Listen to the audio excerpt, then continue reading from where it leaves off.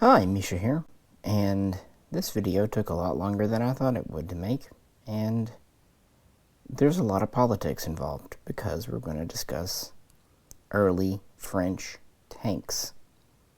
Although today, they really aren't classed as tanks so much by modern standards as they might be assault guns or armored artillery. We'll get into that. And we have two very similar designs, both armored boxes, and both kind of based on the Holt tractor, the Caterpillar track system from the USA, and both fitted with 75mm main guns and 8mm Hotchkiss machine guns. We have the Schneider CA1, and we have the Saint-Chamond tank, which is kind of called the Saint-Chamond. There was not really a designation. Later, the French designation of char or char would be used, but back in World War I, at least at the beginning, it wasn't. And I really have to do these together in a video because they are so closely related to each other, and just really exemplifies rivalry within the French government, military industry, even while their country was fighting the Great War. Yeah. Both models here are 1/72 scale. They are from Wings of the Great War, which is quite nice.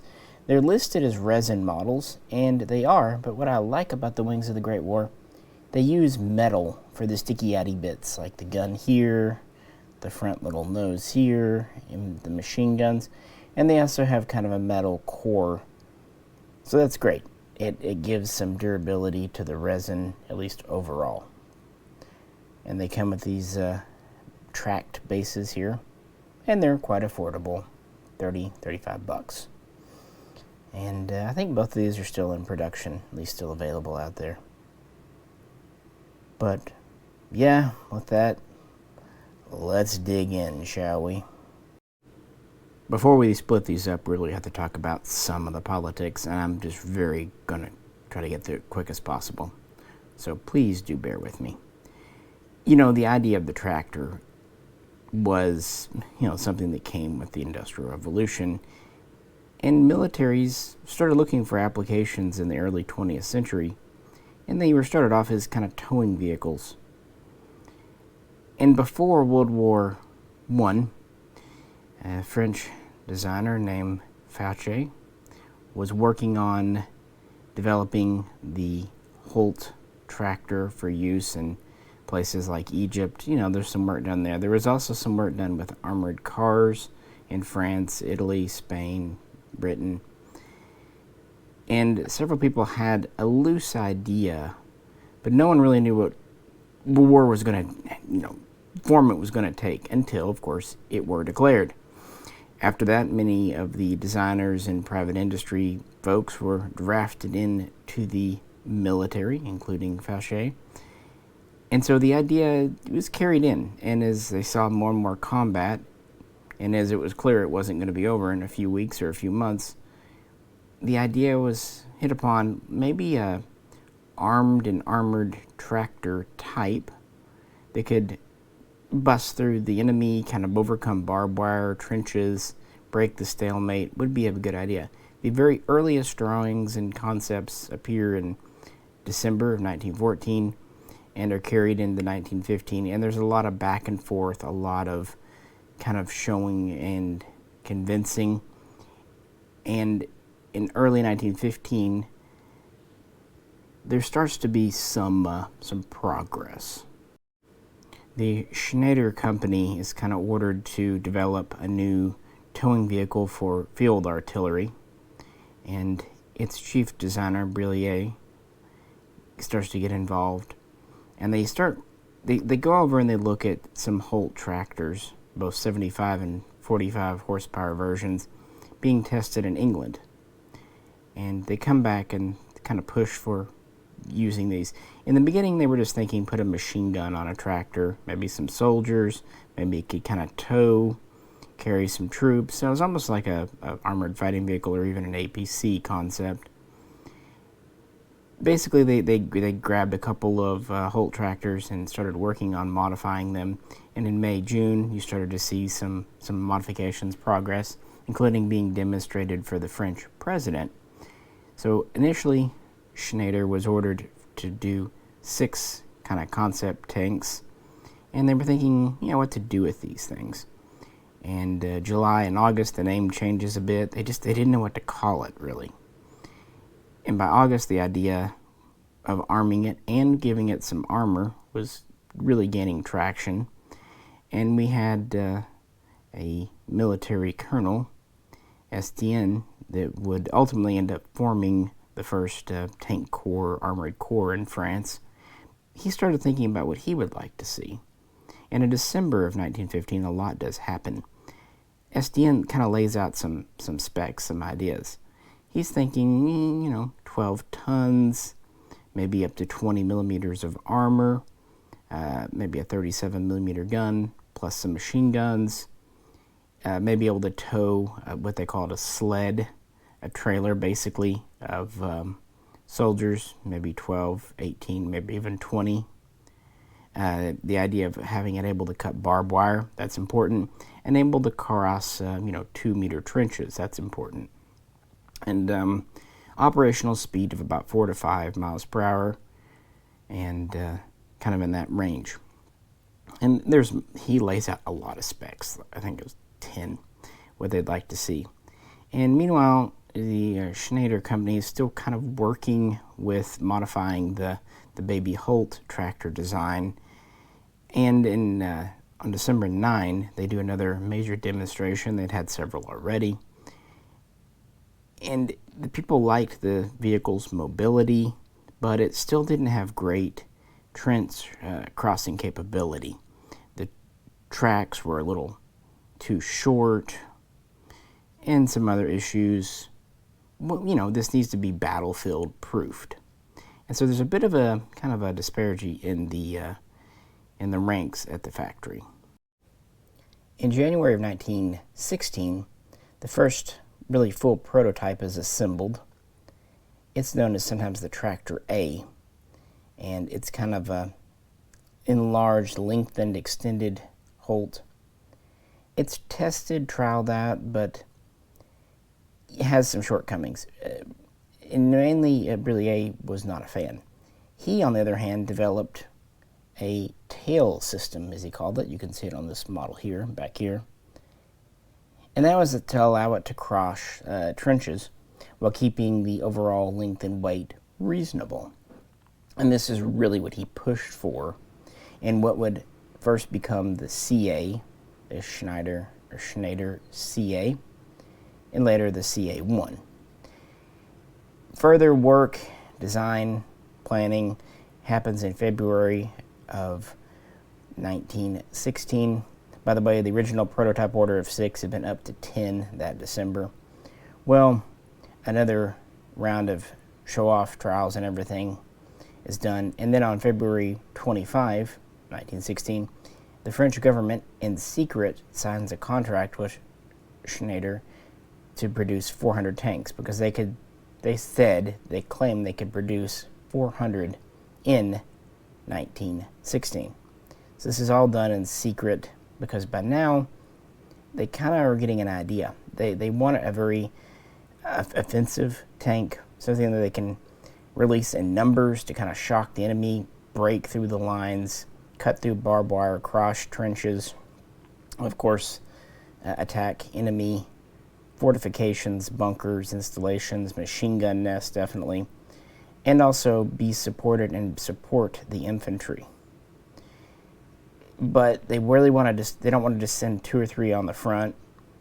They want to send a couple of hundred the first go round. Of course, Schneider says, yeah, we can do that. And so they end up going with the Brillier design and start trying to ramp up for production. However, yeah, things quickly kind of go sour. Originally, Schneider was supposed to deliver all 400 tanks by November of 1916, so only had about 9 months, starting in March. And they didn't work out.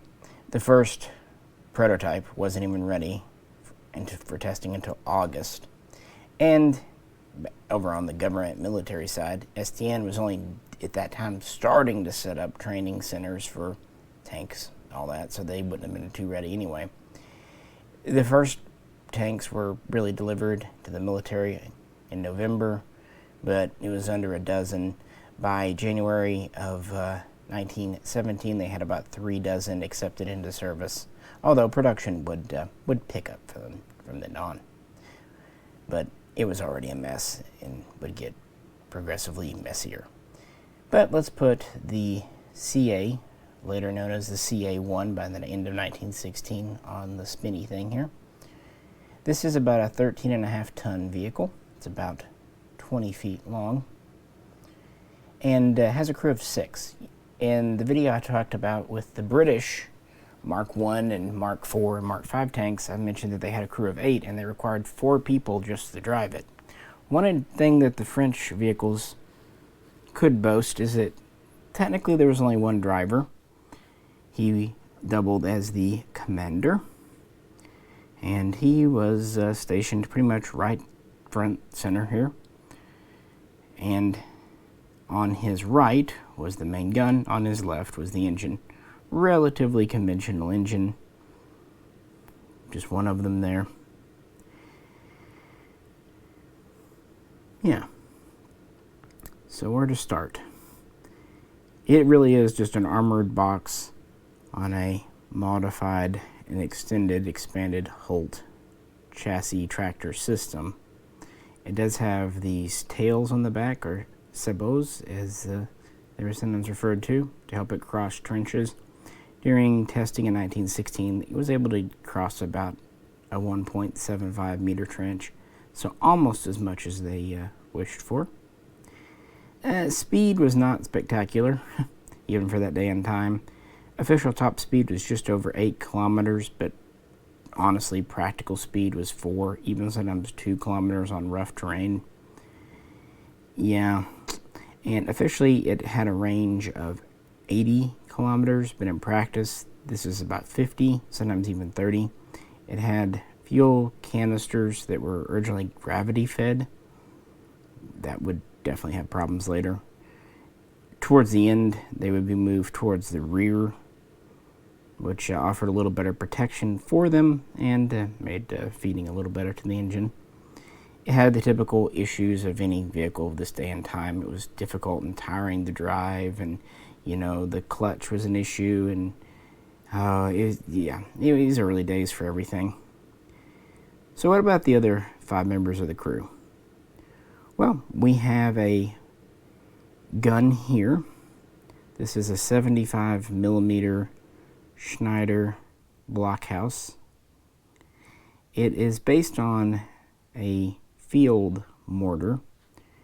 It fires the standard 75 millimeter round, but has a reduced overall charge and load to fit in here. So it's relatively low velocity, frankly. Has a maximum range of about 2,000 meters, but practically speaking, its max range is about 600, even 500 meters. And it doesn't really get accurate until you cross to about 250 meters or even closer. The vehicle carried enough to fire it 90 times with munitions just kind of scattered higgledy-piggledy all over the fighting compartment. And it was like British tanks at the time, just one big compartment really. The engine and transmission were in here, and it's quite cramped. Some spots there's less than 5 feet of headroom.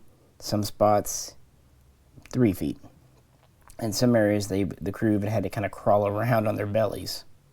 There is a main door in the back to get in. Once they moved the fuel tanks to the rear, they would eventually install an emergency door on the side because you have burning fuel. Yeah, so we have our gunner here. Typically he would be a sergeant NCO type. And then we have 2 machine gunners, one on each side. They each had a Hotchkiss 1914 8mm Lebel machine gun. Originally, this carried about 4,000 rounds of ammo, but as the war continued, this would get increased to nearly 5,000 rounds. They are in these interesting kind of bubble mounts that actually give pretty good flexibility, all things considered, which is good because we only have the 2 machine guns, so they better be able to cover as much as possible. Now, our other crew, we have a mechanic who also serves one of the machine guns to be a loader, and we have a loader for the main gun who helps its gunner. This loader also doubles to help load the second machine gun over here, and the right side machine gun is placed a little further back to make room for the 75mm main gun. It had about 11.5 millimeters of armor originally, at least on the sides. The roof had about 5.5. As experience was gained in the war, an additional layer of armor with some spacing in between was added. This gave about 5.5 more millimeters. But, you know, it could resist small arms, but not artillery fire. Interestingly, it had slits in the roof for natural light to get in, also ventilation, but it had 3 electric lights inside too to help the crew out a bit more. That was one of the very few crew comforts. They often had to crouch, kneel, very uncomfortable, very hot, very sweaty, very cramped. But that's a tank for this day and time. There's nothing terribly unique about that. This nose is part of the barbed wire cutting feature. It's kind of a tracked thing, a moving thing meant to come up and snap barbed wire. It's kind of a neat little feature.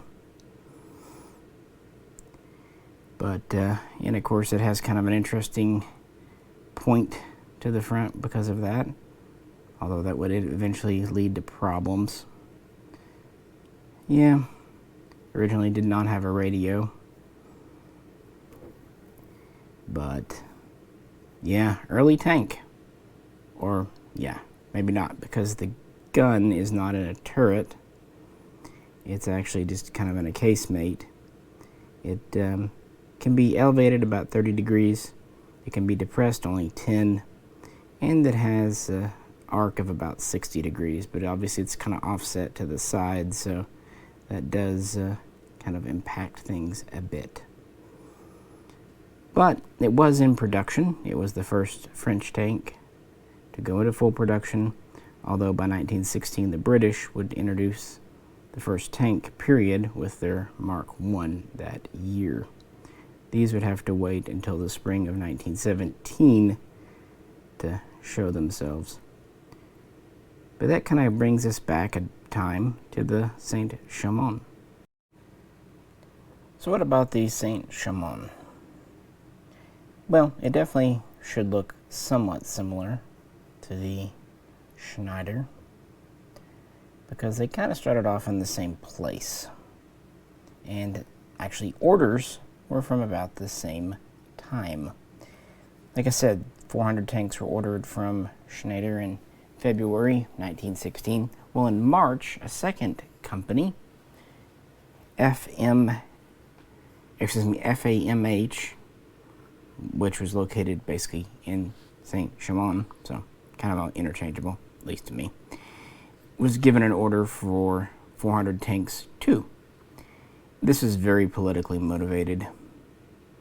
And yeah, they had a prototype concept design ready in April of 1916, but they would not actually have a working tank until September of that year. And they would not start full production until the beginning of 1917. So, why is this different? Why would they order 2 different things? Well, originally, Schneider really thought that not only would FAMH, Saint-Chamond, not compete with them, they actually thought they would help them produce. That was one of the reasons that they thought that they could build 400 in 1916. They thought they could use the other factory as a subcontractor. However, Brillier wasn't just willing to let them use his patents and designs, especially his sabot tail system. And the FAMH factory was not willing to pay. So we're at a bit of an impasse. And that brings us into the factory's chief designer, Mishaco. Colonel Mishaco had originally worked for the French state arsenal system and had some success developing guns. He made the 1897, at least he worked on that gun. That was a 75 millimeter. Sorry about that. And he also worked on the 155 millimeter howitzer, amongst other things. But he felt like he wasn't given enough recognition, even though the 155 was actually named after him, or monetary compensation. So he left the system and went to work for the private company, FAMH, Saint-Chamond. And since Brillier would not share the designs, well, Mishaco made his own. Now, he wasn't constricted as much, and he could make the vehicle as big and heavy as he wanted. And so his idea, yeah, let's do that, and let's make it an armed-up beast. In fact, the Saint-Chamond would be the most armored tank until well into World War II. Certainly the most well-armed of World War I. So, interesting concept, that's for sure. Let's talk about it.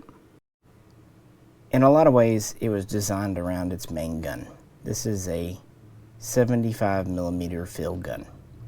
This could fire the standard cartridge shell load of the French. It didn't have to be reduced power like on the CA series. This was a Saint-Chamond branded version, which actually worked well for them. Not only could they sell the gun, but also the tank to the government. This was kind of part of that political in-dealing that was done in April of 1916. But Mishaco also wanted to give it more machine guns, so he did. He gave it 4. These are still Hotchkiss 1914 8 millimeters. We have 2 per side, 1 on the front and 1 on the back. Now, they are in pintle mounts, but not quite as flexible as on the CA. So we have twice as many machine guns, but they're a little more restricted in their field of fire. But a lot of that has to do with the overall size. This is a 23-ton vehicle, so nearly 10 tons heavier, and it's over 29 feet long, so 50% longer than the CA1. And this was due in much because of the large gun. The breech had to be inside, it had to house it.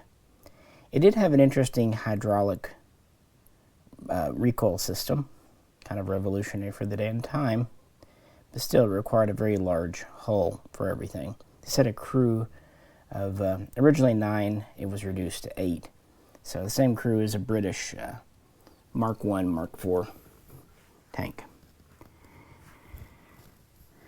The only thing is, this was kind of based on the same modified Holt tractor system as the CA1. So the tread systems are not really that much longer, even though the vehicle is 9 feet longer.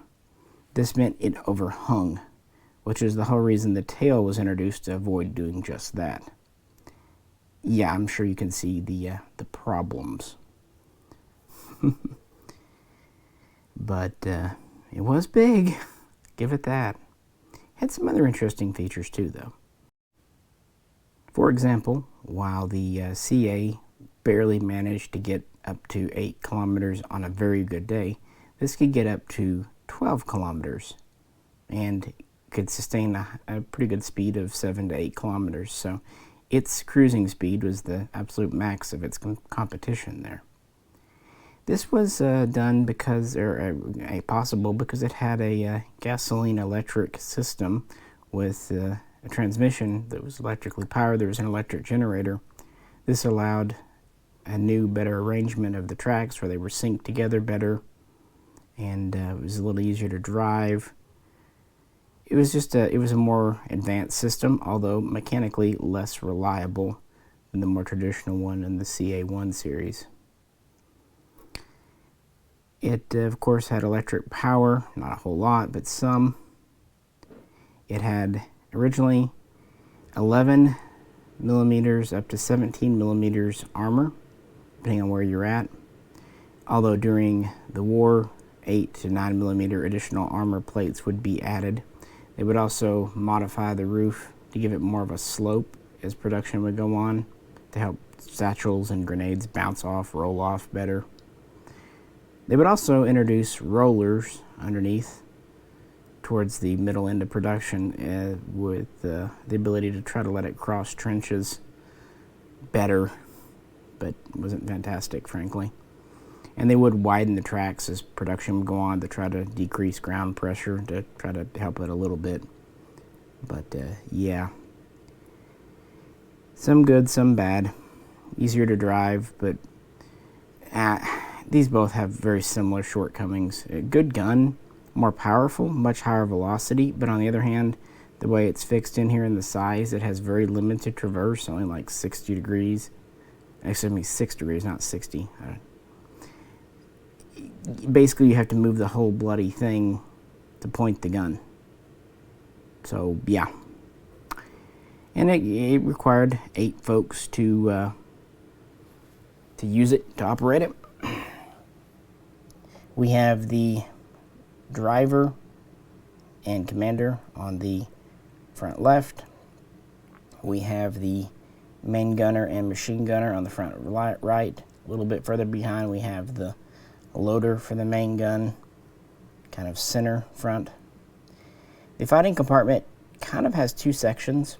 In the middle, we have the big electric transmission, generator, and engine system. And there are 2 tiny little passages to get to the rear.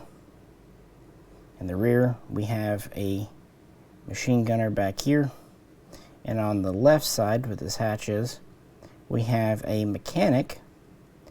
And he can actually double as emergency driver. In fact, this is an emergency driver station.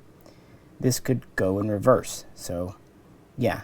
Which makes sense considering how big it is. With the CA1, it was potentially small enough and mobile enough you could just turn it around. This thing you might need to just go in reverse, kind of like some trains, you know, and some other larger tanks. So I think that's kind of neat. And then, of course, we have machine gunner positions on each side, right and left. Pretty standard. I don't know how many rounds of machine guns ammunition it carries. I didn't read that, but yeah, gives you the basic idea. It's still very cramped, although maybe not quite as bad as the CA1, but it has all the same hot and nasty shortcomings. And both of these tanks, very soon, they learned the noses just love to bury themselves in the ground. The Saint-Chamond was worse about it, but the CA1 wasn't much better, frankly. They were just big and relatively underpowered critters. They basically traded mobility and all that for having big guns.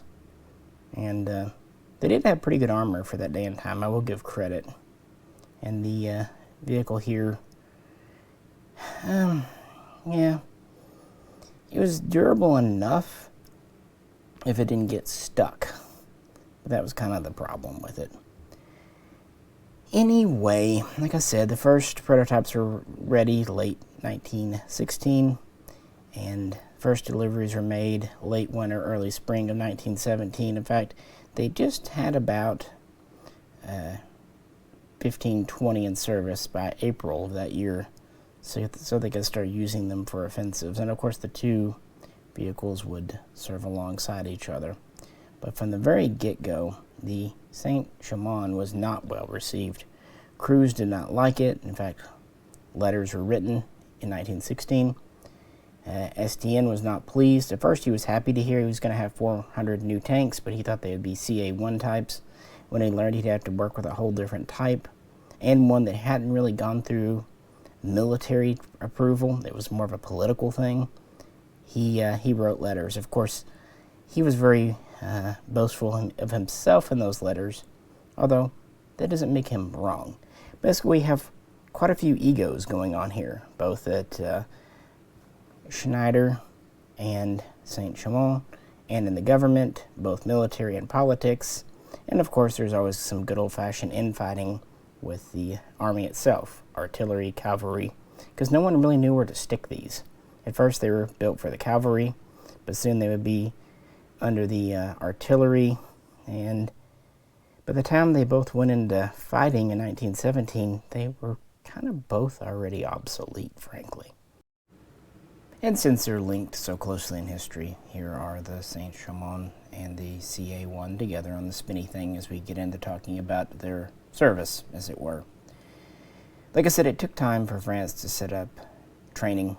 A basics school was set up in the summer of 1916, teaching young recruits, although often they were volunteering for it, how to do basic things like drive. Not just a tank, but anything. Keep in mind, these are a lot of farming kids. Also, how to maintain, to work on, to be mechanics on anything mechanical.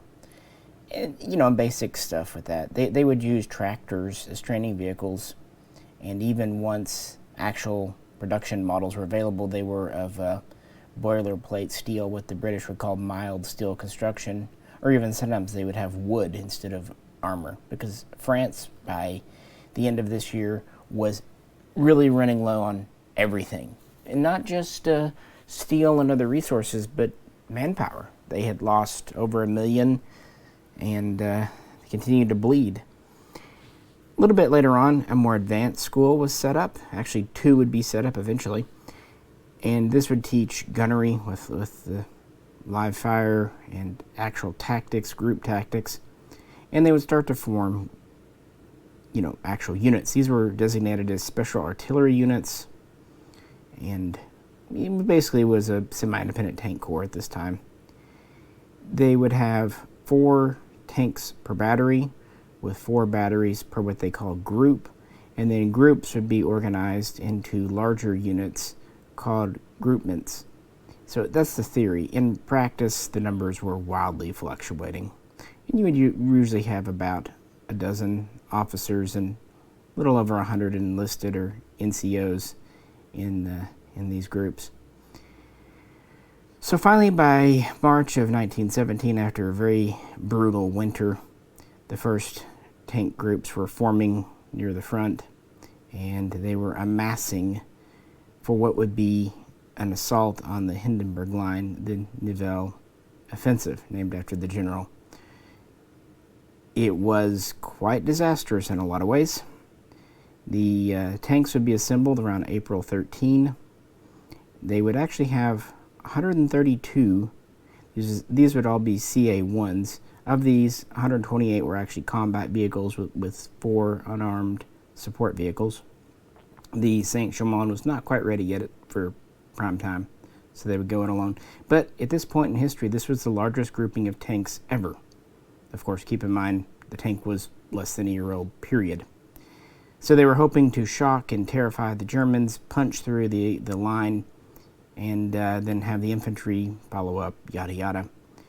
In some ways it was successful. The weather more or less cooperated, and the tanks were able to punch through, actually further than anticipated, which was a problem. They kind of outstripped their support, their infantry and other protective things, and they were grouping close together, kind of just driving around, waiting around, and that allowed the Germans time to reorganize and begin picking them off. There were several problems quickly identified. For one, they were storing gas cans on the outside. Like I said earlier, the range wasn't all that great, so they just hung cans of gasoline everywhere. Plus, there were, just exposed shells, powder, all throughout the fighting compartment. And just to promote the fighting spirit, the French military was very demoralized by this time. They gave about 3 liters of liquor to each tank crew. Yeah, let's get them liquored up. Yeah. They also really didn't have much air support. Again, they really didn't have very good communication and working with the infantry. This allowed the Germans to start picking them off with their artillery. And again, this is the CA1, so it has a relatively low velocity 75 millimeter blockhouse gun, which the artillery could easily outstrip. And the Germans weren't as scared, weren't as perturbed by the French tanks as they had been originally by the British, because that's one thing they've been working on throughout the winter, was schooling their boys on, hey, don't be afraid and what to do. Basically to hide from the tank, sneak up and, do that, throw a satchel on it or whatever. Yeah, a lot of the tanks got stuck. They would bury their noses. They had a lot of mechanical breakdowns. They had some gains, but they were very often not able to hold them. They would lose over 75 tanks. Some would later be recovered, but over 50 would just catch fire. They'd get hit or a near miss and just poof. So losses were high and tragic. And yeah, this was a failure for the most part, except as a teaching experience, but it came at a pretty high cost. On May 5th and up to May 6th, 1917, the Saint-Chamond would finally join the CA at a place known as La Faux Mill, and this would be its introduction to live fire. There would be 16 there, so essentially one heavy group or 2 light groups, and yeah, they would bury themselves in the ground. On the one hand, this battle, there were quite a few CA1s there, would show some improvement. For one, they had much better communication with the infantry and their own artillery. They also had air support in the form of spotter planes that would help ID and help them pick off the German artillery batteries. And thanks to the Saint-Chamond's full-size 75 millimeter gun with the much better range, it was able to kind of return fire. In fact, as the war would move on, that would be the best role for the tank. It was a great anti-artillery, enemy field gun critter. But this time the weather didn't cooperate. It's now into springtime, there's thunderstorms, all the snow and ice had melted, turning into mud. The number of tanks that were lost, especially that would catch fire, went way down, but the number that broke down or got bogged down went way up, so a lot of them had to be abandoned. Again, kind of a mixed bag victory there. And back home in Paris, there was a lot of military and political turmoil, a lot of things weren't going their way, and this is before the Americans would join and be over there. So what they would end up doing pretty much throughout the rest of the year, they would use these in small little skirmishes in large numbers, basically kind of like playing a scrimmage game where you know you're going to win against the other team, and taking minor villages or fortifications throughout the year, and just kind of building up confidence in the tanks and also trying to just boost morale. And of course they would continue to produce both types. Production was kind of hit and miss throughout the year. It'd speed up and then slow down, and directives would change, things would change, but they would eventually produce all ordered tanks from both companies. In October of that year, interesting thing, was the first time that radios were fitted. 2 command tanks were given radios to try that out, so it's kind of an interesting little nibbin of history. And then we roll into the winter of 1917-1918. The U.S. Expeditionary Force is training up and coming over, but for a bit, the French and the British will still have to hold the line, and that would include against the spring offensive in 1918, and of course the tanks were used there as well. Just small little engagements, what have you. It would actually be the Saint-Chamond that would first support American infantry and be the first time American soldiers had worked alongside tanks at the end of May 1918. And the tanks would help block the French advance towards Paris, although at relatively high cost, in June. And then the Germans would launch their next and ultimately final major offensive in July, and again the tanks would again be used. Now the CA1, it was up to nearly 250 that spring, but production was pretty much over. By that year, they had built 370, give or take, of the 400 ordered. The final 30 or so would be finished out by that summer. Similar thing would happen with the Saint-Chamond. The majority were already built by 1918, with the final ones leaving the factory that spring. Of those, the last 30 or so would be built as support vehicles, so unarmed. Ultimately, about 50 would be originally unarmed, so about 350 combat versions were made. So production was already winding down mid-1918, which ultimately meant that spare parts would be an issue.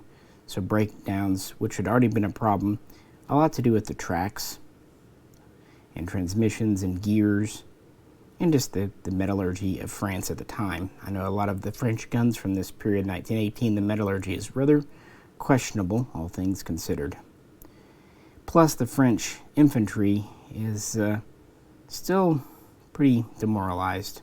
But with the Yanks coming over, things would improve.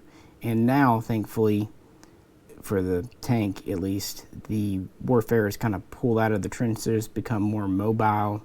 And that's really what they were built for. And that allowed the CA1s to kind of punch through, and allowed the Saint-Chamonds to use their heavy guns to, like I said a minute ago, go against German batteries. And they, by this time, were much better at supporting them with infantry. In fact, 3 infantry were immediately assigned to support every tank as kind of their personal bodyguards, at least when they were available, as well as air support and improved communications.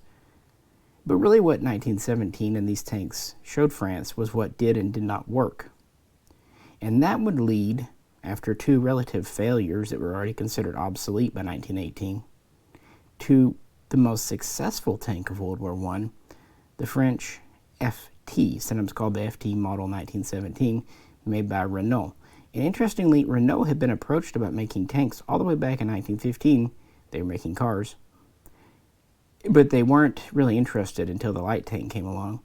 And whereas, 400 of these were built, over 1,000 FTs were built, plus it was copied in Italy and Russia and so on and so forth.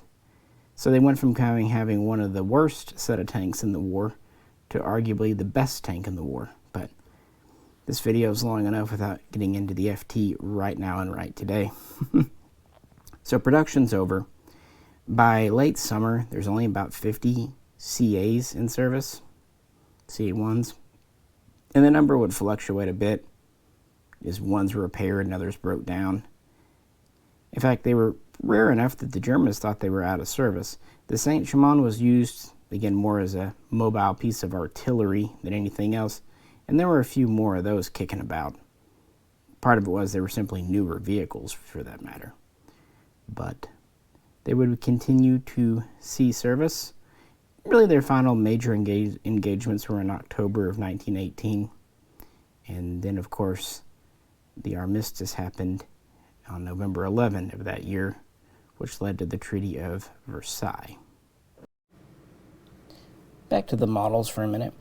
They came with these actually very heavy bases. I think they are resin too, but they feel like tile, frankly. And they've got little tank tracks on them. Bigger one for the Chamond, of course. And the wings of the Great War series, since they are resin, they don't really have any moving parts.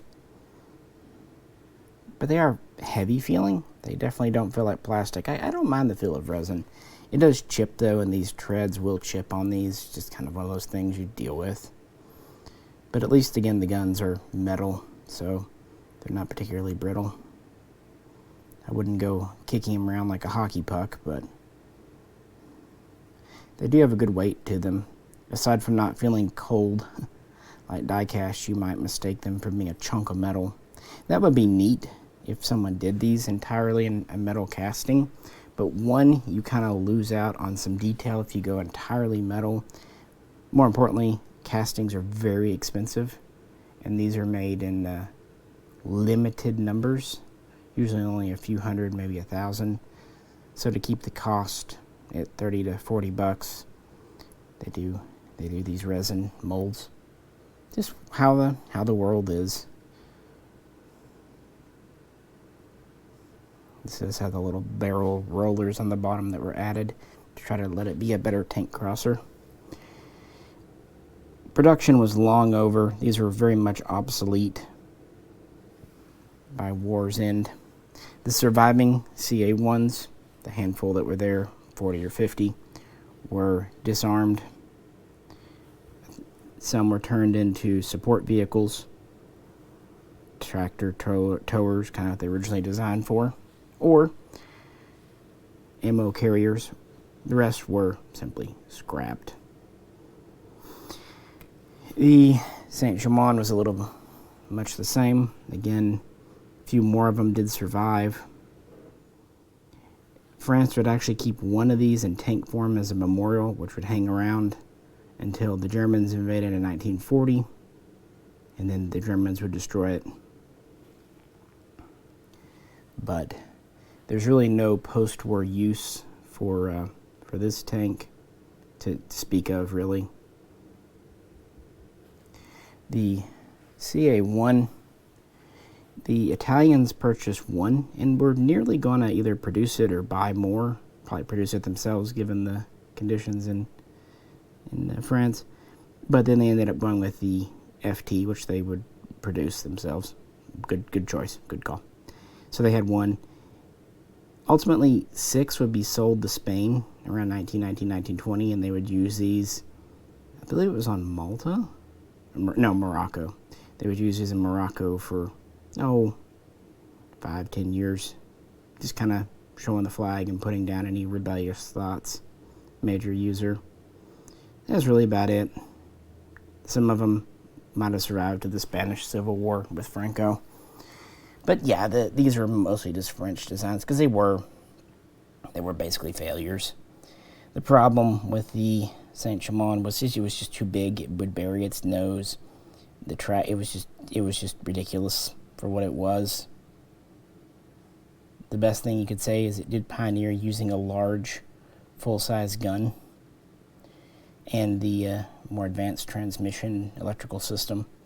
The CA1, the tail, was something that was copied for a bit. The Russians played around with it, but ultimately it was kind of not needed by World War II. And the biggest problem with these was their Holt tread Caterpillar tractor system. It just, it was a first generation. Not bad really for what it was, but better things would come along very soon. Plus, of course, needing a turret. A rotating turret really is great. That means you don't have to turn the whole damn vehicle around. Even like the British, at least their guns were in a much more flexible mount. They're 6-pounders. These are pretty well fixed, especially on the Chamond. But they're really cool pieces of history. I like early generations of things. And that's it. You had France and Britain nearly parallel developing. It's just that Britain got them into the field first. But France was right there with them. The U.S. would just use the FT tank. And Russia and Japan really wouldn't get into tanks until after World War I. Not any real important ways. And Germany, well, that's a story for another day with the A7V and a lot of their captured Mark IVs. But we'll get to German tanks, Panzers, very soon. But today, I just really wanted to talk about French tanks. I just wish there wasn't so much politicking and egos and backroom deal making going on. Kind of makes you feel like the Soviet Union wasn't that dysfunctional, at least in comparison. But hope you enjoyed this. Again, I am sorry it's long. I tried to condense it as best I could. But these are neat models if you're into World War I stuff, or just weird things. Yeah, they're really cool. And they're priced very fairly. So, appreciate you hanging out today. If you could, as always, please like, share, and subscribe. This is Misha. Catch you very soon. Gotta go do laundry now. Next time.